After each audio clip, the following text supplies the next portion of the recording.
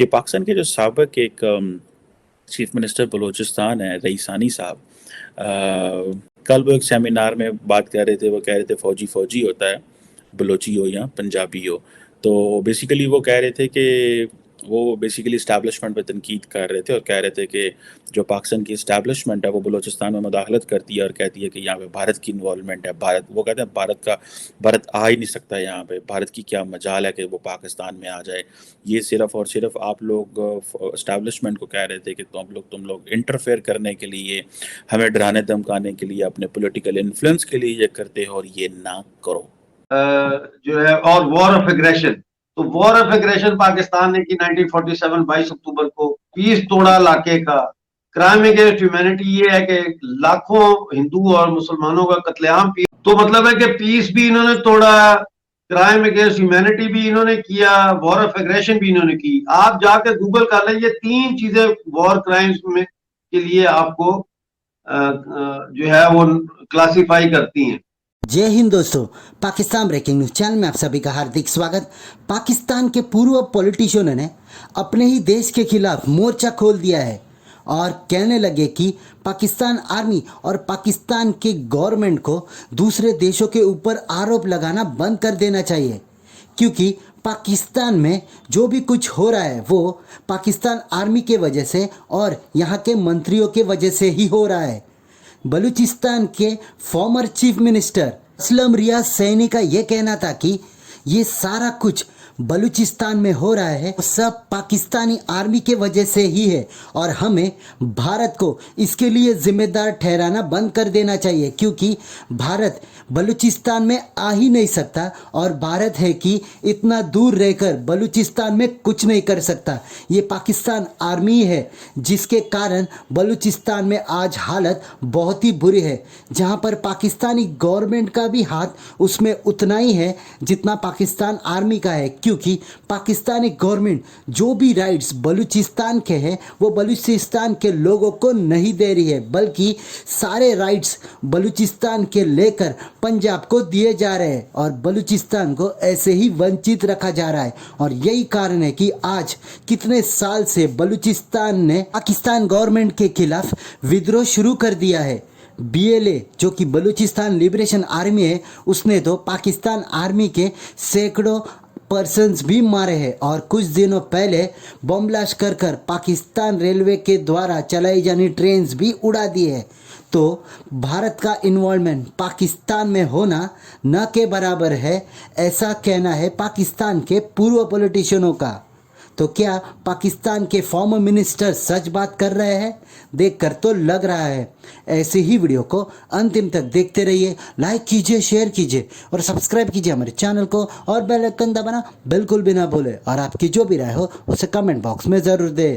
دھنیہ واد. وہ کہتے ہیں بھارت آ ہی نہیں سکتا یہاں پہ، بھارت کی کیا مجال ہے کہ وہ پاکستان میں آ جائے. یہ صرف اور صرف آپ لوگ اسٹیبلشمنٹ کو کہہ رہے تھے کہ تم لوگ انٹرفیئر کرنے کے لیے، ہمیں ڈرانے دھمکانے کے لیے، اپنے پولیٹیکل انفلوئنس کے لیے یہ کرتے ہو اور یہ نہ کرو. This was the bottom line. اور اب یہ بلوچستان کے حوالے سے کہ جی بلوچستان میں کوئی انوالومنٹ نہیں ہے، یہ ساری اسٹیبلشمنٹ کی کارستانیاں ہیں، یہ ایک پاکستان کے اندر ایک بڑی، جسے کہتے ہیں نا، ایک امپورٹنٹ بحث جو ہے وہ شروع ہو گئی ہے. یہ بڑی ان اینڈنگ قسم کی بحث ہے جب پاکستان کے اندر آپ یہ سمجھ لیں کہ اکنامک کرائسس جو ہے وہ اپنے ٹاپ پہ ہے، پولیٹیکل انسرٹینٹی اپنے جو ہے وہ پہنچی ہوئی ہے.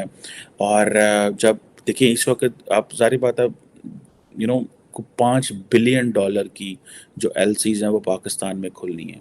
کہا جا رہا ہے کہ اس وقت جو لائف سیونگ ڈرگز ہیں جس میں ایکس رے فلم آتی ہے یا کچھ اور چیزیں ہیں ڈائبٹیز کے، وہ کینسر کی وہ جو شارٹیجز ہیں جو آلریڈی ہوئی ہیں. اب یہ جو ساری چیز ہے، پولیٹیکل انسٹیبلٹی ہونا، کوئی لیڈر ہے جو وہ 2 سال ٹرم نہیں پورے کر سکتا، کوئی 3 سال نہیں کر سکتا. اسٹیبلشمنٹ جو ہے، کل رات میں کسی شخص دوست سے مل رہا تھا، وہ کہہ رہے تھے کہ ہمیشہ اسٹیبلشمنٹ جو ہے وہ پاکستان کی سیاست میں مداخلت کرتی ہے اور وزیر اعظم کو گھر بھیج دیتی ہے، لیکن اس دفعہ وہ پکڑے گئے ہیں کہ انہوں نے اور عمران خان نے شور مچا دی ہے. اور اس کا ظاہری بات ہے ایک نقصان ہے. سنگاپور کے جو پرائم منسٹر تھے، لی کوان یو جو تھے، وہ کوئی 1959 سے لے کے 1990 تک رہے. دیکھیں اب تو پاکستان مر رہا ہے، اب تو جو ہے اس کا انتم سنسکار ہونے جا رہا ہے، یہ مر رہا ہے. بلوچوں نے کل پرسوں جو ہے وہ 10 پاکستانی فوجی مارے ہیں بلوچستان میں، جو بم دھماکہ کیا بولان میں ٹرین پہ.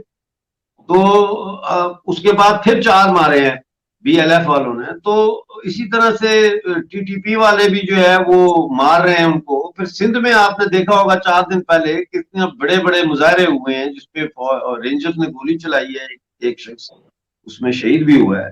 تو پاکستان تو جا رہا ہے. اور تعلقات اگر پوچھیں کہ پہلے کیسے بہتر ہو سکتے تھے، تو ہاں اس کا جواب یہ ہے کہ تب بہتر ہو سکتے تھے اگر پاکستان کے اندر کوئی اسٹیٹس مین شپ ٹائپ لیڈرشپ ہوتی جو بیٹھ کے کہتی کہ ہاں یہ 22 اکتوبر 1947 کو جو محمد علی جناح اور لیاقت علی خان اور جنرل اکبر کی قیادت میں اور انگریزوں کی قیادت میں جو یہ حملہ ہوا ہندوستان پہ، جس کی وجہ سے حملہ غلط تھا، اور ہم اپنی فوجیں نکالنے کے لیے ہندوستان سے مذاکرات کر رہے ہیں، اور ان مذاکرات کے نتیجے میں ہم POJ اور گلگت بلتستان ریاست جموں کشمیر کو واپس کر رہے ہیں.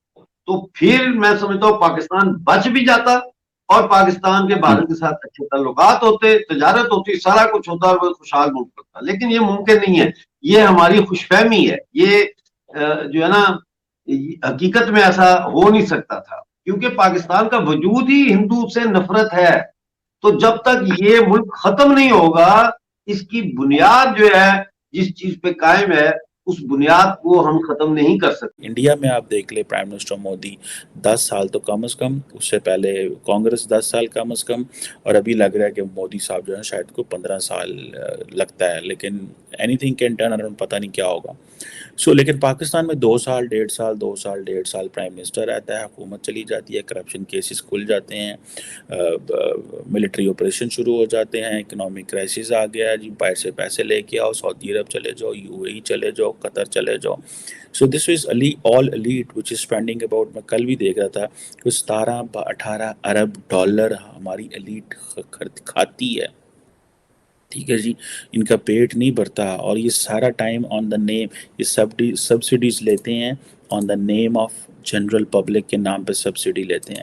یہ سبسڈی لیتے ہیں. آپ دیکھیں نا، آپ کا زیادہ سارے کا سارا جو 3.2 ٹریلین ڈالر جس ملک کے اندر ڈیفنس پہ اور ڈیٹ سروسنگ پہ چلا جائے، اس نے کیا کھانا اور کیا کرنا. ٹوٹل آپ کی آمدن 6 ٹریلین ہے.